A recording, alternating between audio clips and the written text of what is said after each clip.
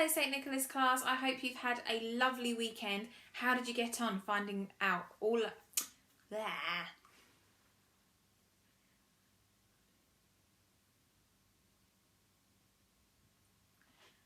Hello St Nicholas class, I hope you've had a lovely weekend. How did you get on finding out about the past? Did you manage to speak to anyone about what their childhood was like, or did you manage to research on the internet?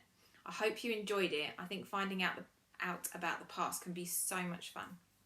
What we're going to do today is I'm going to read you a little bit more of Roald Dahl Boy and find out more about what happened in his childhood, and then we'll go through the task today if you'd like to do it. Okay, so sit back, get nice and comfy, and let's find out what happened about that memorable afternoon they found a dead mouse. So the next chapter is called The Great Mouse Plot. My 4 friends and I had come across a loose floorboard at the back of the classroom. And when we prized it up with the blade of a pocket knife, we discovered a big hollow space underneath. This, we decided, would be our secret hiding place for sweets and other small treasures, such as conkers and monkey nuts and birds' eggs. Every afternoon, when the last lesson was over, the 5 of us would wait until the classroom had emptied. Then we would lift up the floorboard and examine our secret hoard, perhaps adding to it or taking something away. One day, when we lifted it up, we found a dead mouse lying among our treasures. It was an exciting discovery. Thwaites took it out by the tail and waved it in front of our faces. "What shall we do with this?" he cried. "It stinks," someone shouted. "Throw it out the window, quick." "Hold on a tick," I said. "Don't throw it away." Thwaites hesitated. They all looked at me.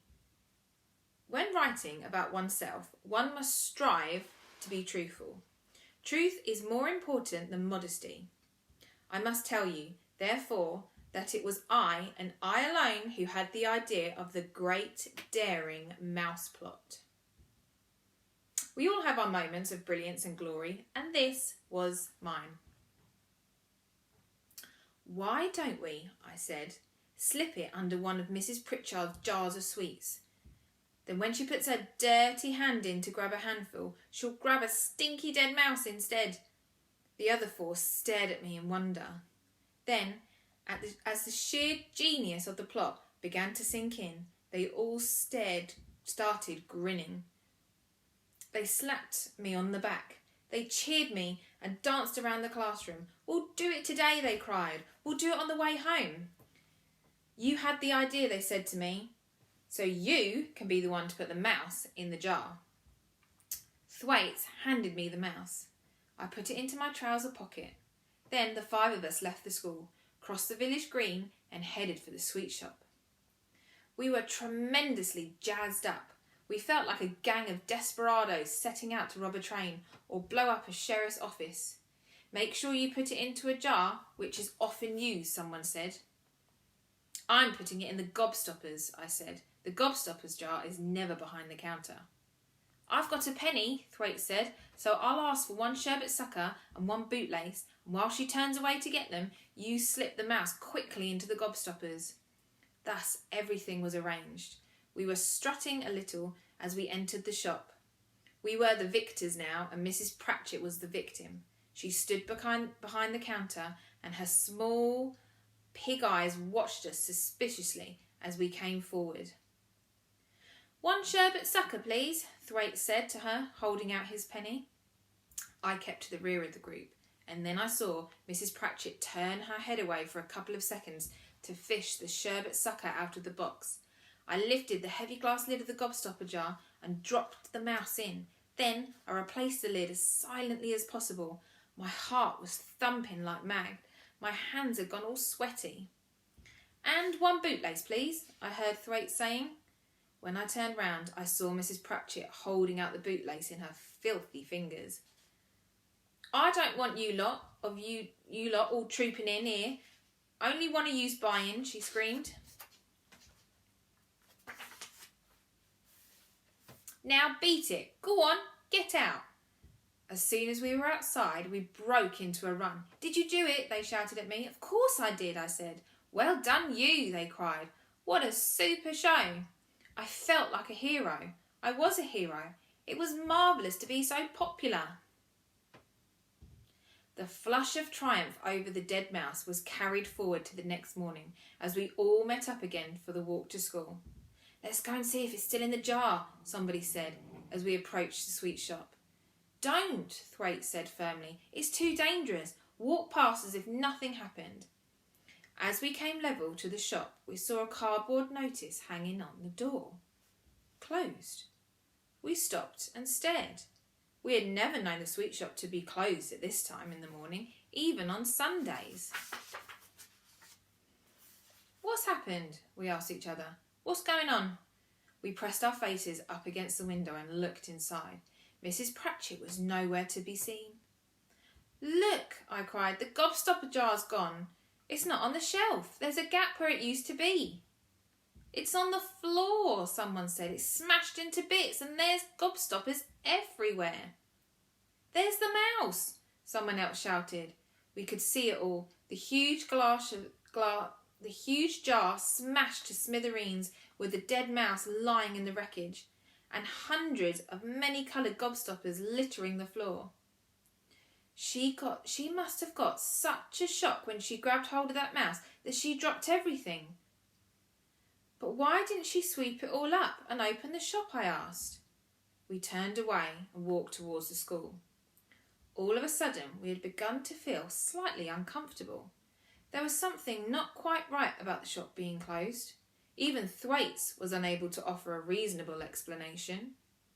We became silent. There was a faint scent of danger in the air. Each one of us had caught a whiff of it. Alarm bells were beginning to ring faintly in our ears. After a while, Thwaites broke the silence. "She must have got one heck of a shock," he said. He paused. We all looked at him, wondering what wisdom the great medical authority was going to come up with next. "After all," he went on, "to catch hold of a dead mouse when you're expecting to catch hold of a gobstopper must be a pretty frightening experience. Don't you agree?" Nobody answered him. "Well now," Thwaites went on, "when an old person like Mrs. Pratchett suddenly gets a very big shock, I suppose you know what happens next." "What?" we said. "What happens next?" "You ask my father," Thwaites said. "He'll tell you." "No, you tell us," we said. "It gives you a heart attack," Thwaites announced. "Her heart stops beating and she's dead in 5 seconds. For a moment or two, my own heart stopped beating. Thwaites pointed a finger at me and said darkly, "I'm afraid you've killed her." "Me?" I cried. "Why just me?" "It was your idea," he said. "And what's more, you put the mouse in." All of a sudden, I was a murderer. At exactly that point, we heard the school bell ringing in the distance and we had to gallop the rest of the way so we weren't late. Prayers were held in Assembly Hall. We all perched in rows on wooden benches while the teachers sat up on the platform in armchairs facing us. The 5 of us scrambled into our places just as the headmaster marched forward, followed by the rest of the staff. The headmaster is the only teacher at Llandaff Cathedral School that I can remember, and for some reason you will soon discover, I can remember him very clearly indeed. His name was Mr. Coombs, and I have a picture in my mind of the giant man with a face like a ham and a mass of rusty-coloured hair that sprouted in a tangle all over the top of his head. All grown-ups appear as giants to small children, but headmasters and policemen are the biggest giants of all and acquire a marvellously exaggerated stature. It is possible that Mr. Coombs was a perfectly normal being, but in my memory he was a giant, a tweed-suited giant who always wore a black gown over his tweeds and a waistcoat under his jacket. Mr. Coombs now proceeded to mumble through the same old prayers we did every day. But this morning, when the last amen that had been spoken, he did not turn and lead his group rapidly out the hall as usual. He remained standing before us, and it was clear he had an announcement to make. "The whole school is to go and line up around the playground immediately," he said. "Leave your books behind and no talking." Mr. Coombs was looking grim. His hammy pink face had taken the dangerous scowl which only appeared when he was extremely cross and somebody was for the high jump. I sat there, small and frightened, among the rows and rows of boys, and to me, at the moment, the headmaster, with his black gown draped over his shoulders, was like a judge at a murder trial. "He's after the killer," Thwaites whispered to me. I began to shiver. "I'll bet there's policemen here already," Thwaites went on, "and the Black Maria's waiting outside." As we made our way out the playground, my whole stomach began to feel as though I was slowly filling up with swirling water. "I'm only 8 years old," I told myself. "No little boy of 8 has ever murdered anyone. It's not possible." Out in the playground on this warm, cloudy September morning, the deputy headmaster was shouting, "Line up in forms. 6th forms over there, 5th form next to them. Spread out, get on with it. Stop talking, all of you." Thwaites and I and my other 3 friends were in the 2nd form, the lowest but one, and we lined up against the red brick wall of the playground, shoulder to shoulder. I can remember that when every boy in the school was in place, the line stretched right around the 4 sides of the playground, about 100 small boys all together, aged between 6 and 12, all of us wearing identical grey shorts, grey blazers and grey stockings and black shoes. "Stop that talking," shouted the deputy head. "I want absolute silence." But why, for heaven's sake, were we in the playground at all? I wondered. And why were we lined up like this? This had never happened before. I half expected to see 2 policemen come bounding out of the school and grab me by the arms and put handcuffs on my wrists. A single door led out from the school onto the playground. Suddenly it swung open, and through it, like an angel of death, strode Mr. Coombs, huge and bulky in his tweed suit and black gown. And beside him, believe it or not, right beside him, trotted the tiny figure of Mrs. Pratchett herself. Mrs. Pratchett was alive. The relief was tremendous. "She's alive," whispered Thwaites, standing next to me. "I didn't kill her." Thwaites ignored me. "We'll start over here," Mr. Coombs was saying to Mrs. Pratchett. He grasped her by one of her skinny arms and led her over to where the 6th form was standing. Then, still keeping hold of her arms, he proceeded to lead her at a brisk walk down the line of boys. It was like someone inspecting the troops. "What on earth are they doing?" I whispered. Thwaites didn't answer me. I glanced at him. He'd gone rather pale. "Too big," I heard Mrs. Pratchett saying. "Much too big. It's none of this lot.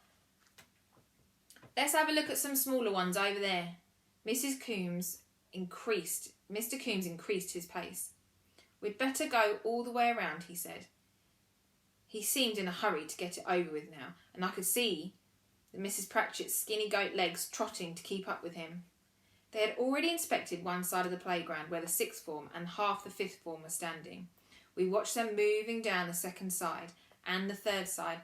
"Still too big," I heard Mrs. Pratchett croaking. "Much too big. Smaller than these, much smaller. Where's those nasty little ones?" They were coming closer and closer now, closer and closer. They were starting on the 4th side. Every boy in our form was watching Mr. Coombs and Mrs. Pratchett as they came walking down towards us. "Nasty, cheeky lot, these little uns," I heard Mrs. Pratchett muttering. "They come into my shop, they thinks they can do whatever they well damn likes." Mr. Coombs made no reply to this. They nick things when I ain't looking," she went on. "They put their grubby mitts all over everything. And they've got no manners. I don't mind girls. I've never had trouble with girls. But boys, they're idiots and horrible. I don't have to tell you that, do I, Headmaster?" "These are the smaller ones," Mr. Coombs said. I could see Mrs. Pratchett's piggy little eyes staring hard at the faces of each boy she passed. Suddenly, she let out a high-pitched yell and pointed a dirty finger straight at Thwaites. "That's him," she yelled. "That's one of them. I know him a mile away, the scummy little bounder." The entire school turned and looked at Thwaites. What have I done?" he stuttered, appealing to Mr. Coombs. "Shut up," Mr. Coombs said. Mrs. Pratchett's eyes flickered over and settled on my own face. I looked down and studied the black asphalt surface of the playground. "Here's another of them," I heard her yelling. "That's one there." She was pointing at me now.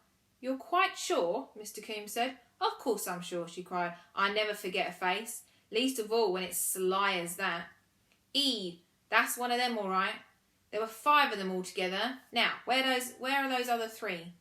The other 3, as I knew very well, were coming up next. Mrs. Pratchett's face was glimmering with venom as her eyes travelled beyond me down the line.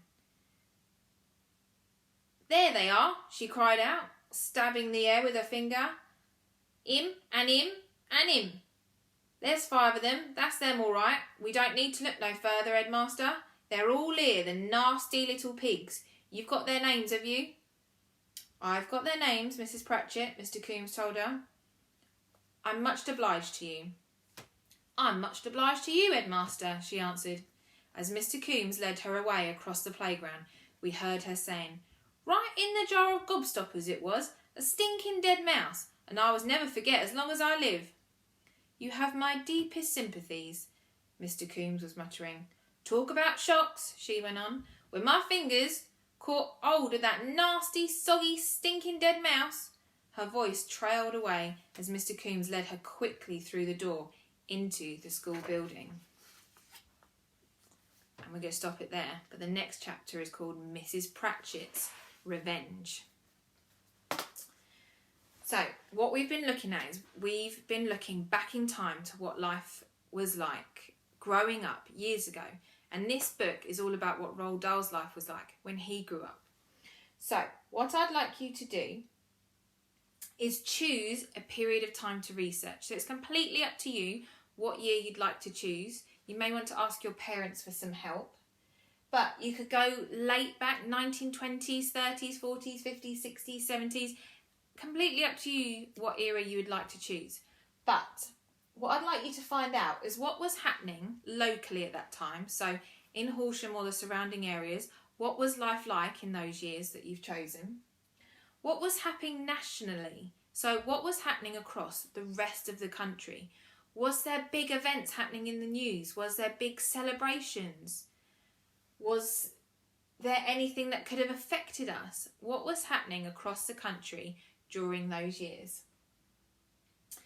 And if there was different things happening, how do you think that would have affected you if you were a child back then? So your task is pick a year. Pick a year from years ago and have a look. What did Horsham look like? What was going on across the country? And how do you think if you were growing up back then, if you were your age back then, how do you think any of that would have affected you? And then on Thursday's video, we will read a little bit more of the story and we'll start developing this task a little bit more. So enjoy your week and I will see you on Thursday.